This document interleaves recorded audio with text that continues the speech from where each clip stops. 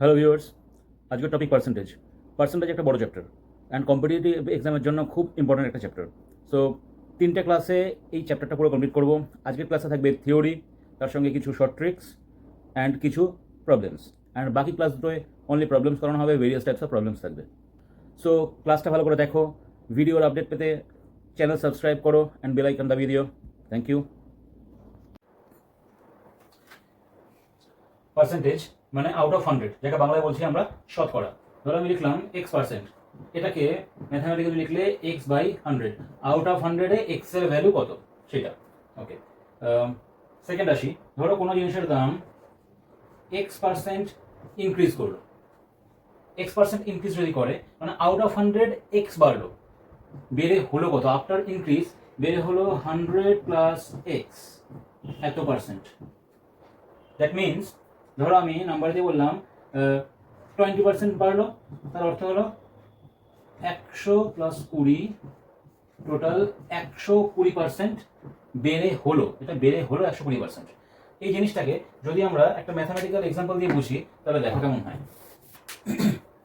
এই কোশ্চেনটায় লেখা আছে price of a shirt is ₹250, if it is increased by 20% what will be the new price, and second how much it is increased. দুটো question, new price কত হবে and how much. দেখো আমরা কি করে করবো। জামাটার দাম ছিল 250, রাইট? তাহলে এখন 20% যদি ইনক্রিজ করছে, ইনক্রিজ বাই 20% যদি হয়, তাহলে 20% ইনক্রিজ করছে, আমি ধরে নিচ্ছি জামাটার দাম 100, রাইট? যেহেতু পার্সেন্টেজ করছে আমরা 100 ধরে চলবো। তাহলে 20% বাড়লে বাড়ার পরে কত হচ্ছে? 120%। সো 100 প্লাস 20 টোটাল এত পার্সেন্ট হচ্ছে। আনসার আসবে 250 into 120%। That means 250 into 120 by 100। এই কাটলাম 0 0, 25 ইন্টু 12 300 হয়। New price 300। New price increase হওয়ার পরে প্রাইস হয়ে যাচ্ছে 300, রাইট? এখন কোশ্চেন হচ্ছে how much it is increase. দুইভাবে বার করা যেতে পারে। একটা 300 থেকে 250 মাইনাস করে 50 বার করা যায়, আর একটা করা যায় how much it is increased. 250 20% increase করেছে only. So 250 into 20 by 100 ₹50 in successive increase or decrease. ব্যাপারটা কিরকম? ধরো আমি বললাম কোনো একটা জিনিসের দাম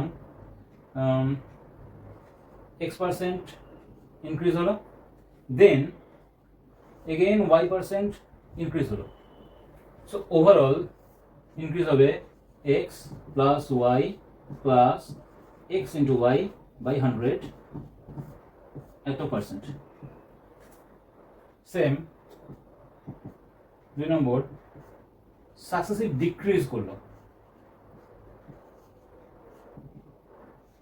বোথ ডিক্রিজ হলো, তখন কি হবে? x plus y minus x into y by 100 এত পার্সেন্ট। আর আরেকটা condition number 3,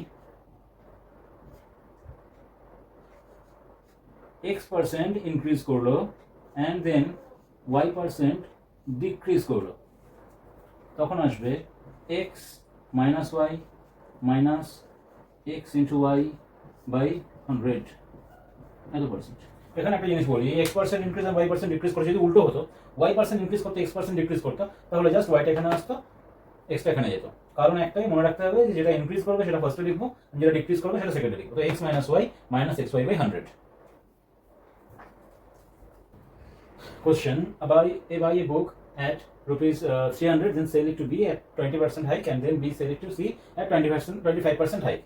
What is the overall hike percentage? Question number 1, overall hike percentage কত হয়েছে? At what price C buy the book? এটা হচ্ছে সেকেন্ড কোশ্চেন। যখন overall hike করছে মানে দুবারই হাইক করছে 20% 25%, তার মানে সাকসেসিভ ইনক্রিজ হচ্ছে। তাহলে ওভারঅল হাইক হচ্ছে, এটার answer 20 plus 25 plus 20 into 25 by 100 এত পার্সেন্ট।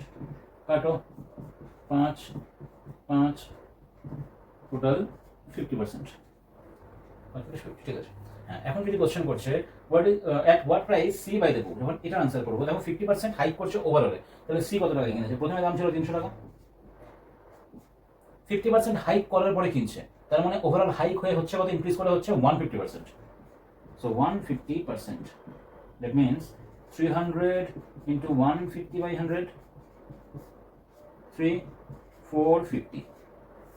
তো 450 টাকায় সি জিনিসটা কিনছে। কোশ্চেন ভালো করে খেয়াল করতে হবে, দেন আনসার করতে হবে কি চাইছে।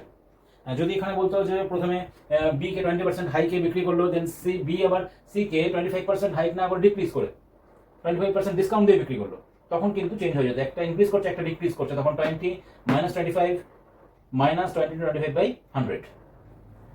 Clear?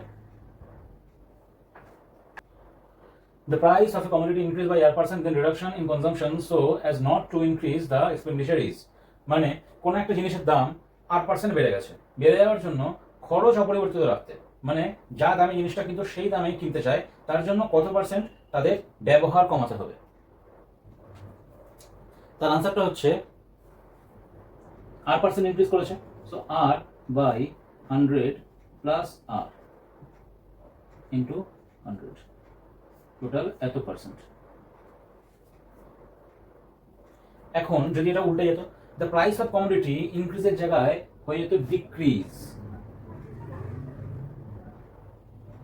By R%, then the price of commodity এখন যদি চেঞ্জ হয়ে যাচ্ছে ডিক্রিজ বাই R%, যদি R% কমে যায় দামটা, তাহলে এই সেম খরচে কতটা ব্যবহার বাড়ালে জিনিসটা ঠিকঠাক থাকবে, খরচ অপরিবর্তিত থাকবে।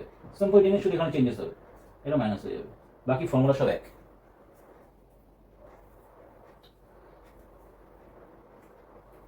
এগুলো ছিল বেসিক কিছু ফর্মুলাস যেগুলো আমরা ইউজ করে পার্সেন্টেজের বিভিন্ন প্রবলেম সলভ করব।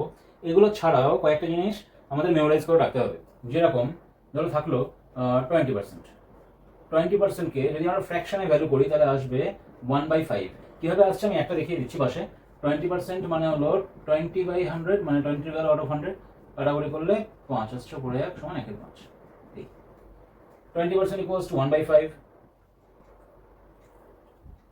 এই হচ্ছে টোটাল পার্সেন্টেজকে ফ্র্যাকশনে কনভার্ট করা হয়েছে। অ্যান্ড এগুলো ভেরি ইম্পর্টেন্ট, এগুলো মেমোরাইজ করে রাখতে হবে। মেমোরাইজ করে রাখলে প্রবলেম সলভ করতে অনেক কম সময় লাগবে। তাহলে আমরা একটা প্রবলেম সলভ করে দেখি, তাহলে বুঝতে পারবো। Problem number 1, 70% of 320 plus 45% of 240।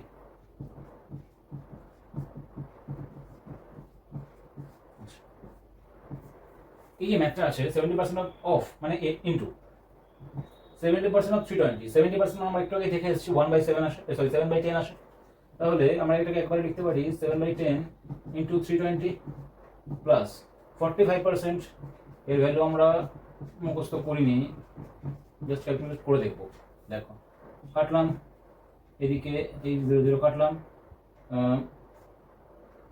2 দিয়ে 5, 2 দিয়ে 12, 5 দিয়ে 9, আর এদিকে দাঁড়াচ্ছে 7 × 14 22 প্লাস 108। তার আনসার হচ্ছে 332। নাম্বার 2, এই কোশ্চেনটা সলভ করতে max to max 4 second time লাগার কথা, কারণ আমি একটু আগেই বলেছিলাম যে এই পার্সেন্টেজগুলো যদি আমরা মুখস্থ করে নিতে পারি ফ্র্যাকশনে, তাহলে কত ইজি হয়ে যায়। দেখো 16 × 2 মানে হচ্ছে 1/6, 1/6 ইন্টু 600, তার মানে হচ্ছে 100 মাইনাস এটা মানে হচ্ছে 1/3, 1/3 ইন্টু 3 দিয়ে কাটলে 60, আনসার হবে 40। কমপ্লিট। এবার আমি ভেঙে দেখাচ্ছি কিভাবে হয় জিনিসটা। 16 × 2 মানে 1/6 ইন্টু 600 মাইনাস এটা মানে হচ্ছে 1/3 ইন্টু 180, কাটো 100 হয়, 3 দিয়ে কাটো 60 হয়, তাহলে 100 মাইনাস 60 সমান 40।1/2 is what percent of 1/3? Question number 3, 1/2 is what percent of 1/3? মানে 1/2 1/3 কত পার্সেন্ট, মানে 1/2 কে আমরা 1/3 রেসপেক্টে লিখবো, সঙ্গে পার্সেন্টেজের জন্য 100 মাল্টিপ্লাই করে দেবো, ব্যাস। এই আমরা যে ছোটবেলায় শিখেছি ভাগ মানে সেটা উল্টে যাবে, উল্টে গেলে 3 উপরে উঠে যায়, 3 2 হয়ে যায়, ইন্টু 100 হয়ে যায়, কাটলাম 50, তার আনসার বেরোচ্ছে 150%।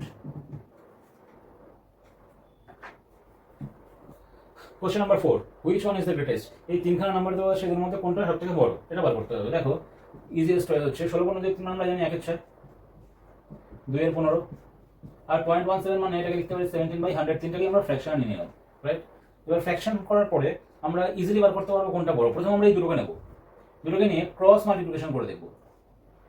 এটাকে নিউমিনেটর মানে লব বলা হয়, নিচেরটাকে ডিনোমিনেটর বা হর বলা হয়। তো গুণ করলে 15 কে উপরে 15 চলে আসে, আর 6 দুগুণে 12 চলে আসে। তো যার নিউমিনেটরে বেশি আসবে সে বড় হবে। তো ডেফিনেটলি এখানে 1 এখানে 15 এসছে মানে 1/6 বড় হচ্ছে। তাহলে 2/15 এখানে কোনো ভ্যালু থাকলো না, যেহেতু আমাকে গ্রেটেস্ট নাম্বার বার করতে হবে। এখন যেহেতু 1/6 বড় হয়েছিল, 1/6 এর সঙ্গে আমি এটা ক্রস করব।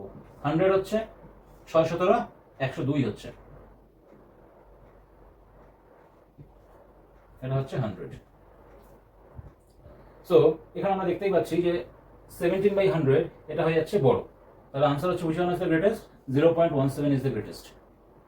Is greatest.